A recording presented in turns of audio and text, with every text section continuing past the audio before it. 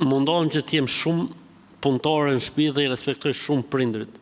Mirë, po nga njëherë, kur mamit nuk e bëj punës siç i do ajo, më mallkon dhe thot, ja Rabbi mos gdhifsh, ja Rabbi vdeksh, ja Rabbi mos e bëf shpik në ajrit.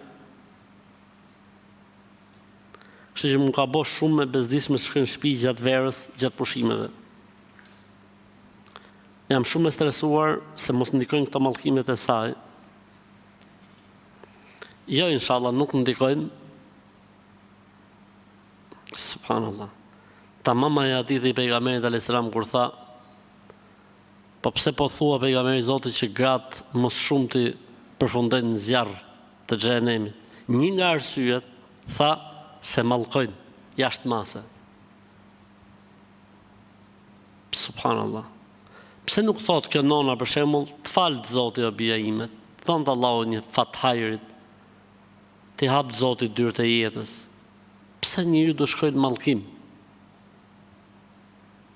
Subhanallah. Këto nona harrojnë që mund të jetë një moment që pranohet çdo dua, çdo lutje.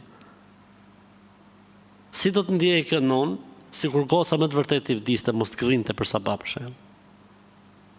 Unë nuk kam treguar herë tjetër më duket një ngjarje në Egjipt. Është një plagë në Egjipt që jeton tek varrezat. Kur i ka nxjerr fëmijët nga shtëpia mjes të 4 çunat, ju ka thonë ardhshin arkivol. Dhe 4 fëmijët në akşam i kanë ardhur në arkivol. I ka lut mendje tani dhe jeton tek varret e tyre. Me çfarë japin njerëzit kështu dhe rrin aty nuk shumë. Edhe është intervista, ke intervistën është në YouTube. Subhanallah. Pejgamberi alayhis salam tha mos u lusni asnjëherë duke mallku veten ose fëmijët ose kundër pasurisë apo mallit tuaj, se mund të jetë një moment që pranohet çdo gjë.